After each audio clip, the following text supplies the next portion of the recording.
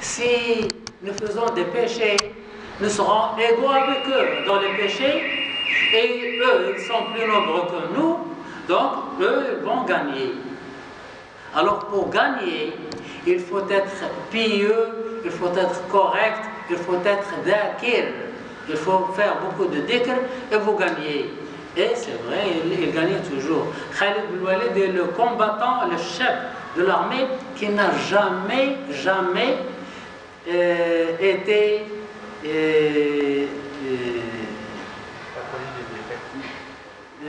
n'a jamais connu de défaite, ni avec les mécréants, ni avec les musulmans. Même pendant avant qu'il est devenu musulman, il n'a jamais été,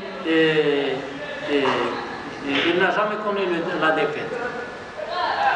C'est lui qui, pendant la guerre de Uhud, les musulmans gagnaient au début, et puis ils ont reçu un coup à la fin. C'est à cause de Khalid bin Walid. Il n'était pas musulman à l'époque. Donc, le dhikr donne la force. On voit que la personne est chétif, mince, mais il est fort. Abu Bakr Siddiq est mince. Il est mince et ses vêtements tombent par terre parce qu'il est mince. Il n'a pas d'épaule. Mais dans la guerre, il est comme un tigre. Il est maigre et chétif parmi les gens, mais il est comme un tigre dans la guerre. Abdullah ibn Mas'ud, il est très très mince. Une fois, il a grimpé un palmier. Et les gens commencent à rire. Et ils ont vu ses jambes, ils sont très très minces. Ils commencent à rire. Et le prophète sallallahu alayhi wa sallam a dit, vous riez des jambes d'Abdullah ibn Mas'ud? Ils sont minces. Mais chez Allah, ils sont très lourds. Chez Allah, ils sont très lourds. C'est un dhakir.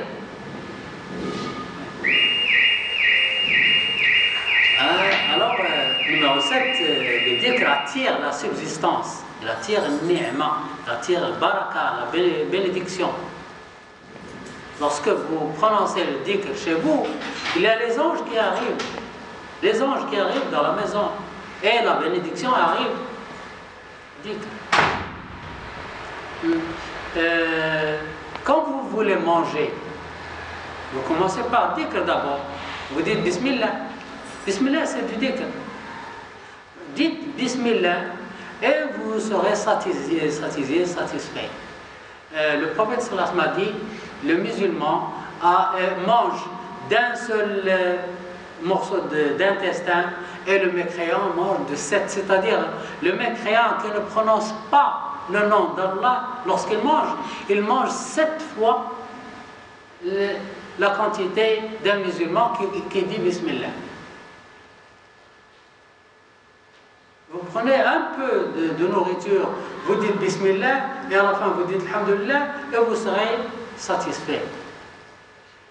Mais un autre qui ne dit pas Bismillah, il mange beaucoup. Oui. Et le musulman qui ne dit pas Bismillah, il est pareil que... Le prophète sallallahu alayhi wa sallam dit, quand vous mangez et vous ne dites pas Bismillah, c'est Shaitan qui mange avec vous. Shaitan, il mange avec vous. C'est pourquoi on n'est pas satisfait. On a envie de manger et de manger alaykum salam. Mais la suite du hadith, le prophète sallallahu alayhi wa sallam dit, quand vous mangez, vous ne dites pas Bismillah, c'est Shaitan qui mange avec vous. Mais quand vous vous rappelez que vous avez oublié de dire Bismillah, vous dites Bismillah awwaluhu wa akhiruhu. En ce temps-là, le Shaitan va vomir ce qu'il a mangé. Quand vous dites Bismillah awwaluhu wa akhiruhu, Bismillah au début, Bismillah à la fin, le Shaitan vomit ce qu'il a mangé. Et si ça dure 4 heures, 5 heures avant que tu ne te rappelles? Ça c'est fini, il a mangé avec vous. Quand vous voulez entrer chez vous, à la maison, c'est pas dire que c'est prononcer Allah, le nom d'Allah. Vous voulez travailler, vous dites Bismillah. Vous voulez manger, vous dites Bismillah. Vous voulez sortir, vous dites Bismillah. Vous voulez entrer, vous dites Bismillah. Et ainsi de suite. Quand vous êtes dehors, vous voulez entrer chez vous, vous ouvrez la porte, vous dites Bismillah, vous dites Bismillah. Al-Shaytan, dans la rue, il est avec vous. Quand vous dites Bismillah, il s'arrête, il ne peut pas entrer. Et il dit à ses adjoints, il a dit Bismillah, vous n'avez pas de logement, ce soir vous n'avez pas de logement, vous allez dormir dans la rue. Mais quand vous entrez sans dire Bismillah, il entre avec vous. Quand vous entrez et vous dites Bismillah, et vous voulez manger, vous dites Bismillah, je ne sais pas dire à ses associés, à ses adjoints, vous n'avez pas de logement, ce soir vous n'avez pas de logement, vous n'avez pas de nourriture.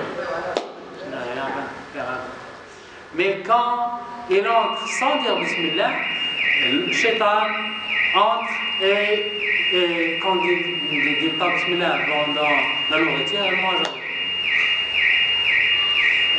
Quand vous voulez sortir, vous ouvrez la porte, vous dites Bismillah, tawakkaltu ala Allah, wa la hawla wa la quwwata illa billah.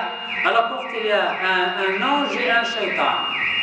Quand vous ouvrez la porte, vous dites Bismillah, tawakkaltu ala Allah, wa la hawla wa la quwwata illa billah. Un ange vous dit Kufita wa waqita. Allah vous protège et Allah vous dépendez sur Allah, Allah vous protège.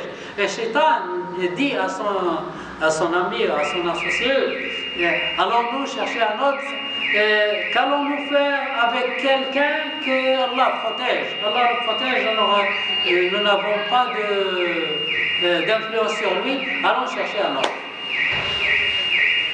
Vous voyez l'importance du dhikr, c'est très important. Parfois que l'on mange avec des non-musulmans. Et eux aussi, avant de manger, ils font la prière.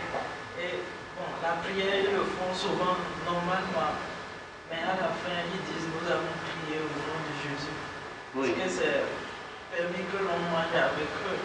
Ou bien que l'on dise à la fin Amen?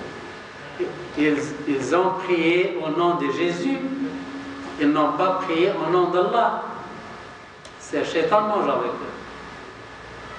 Mais normalement, on doit manger ensemble. Ils t'ont invité. Oui, il y a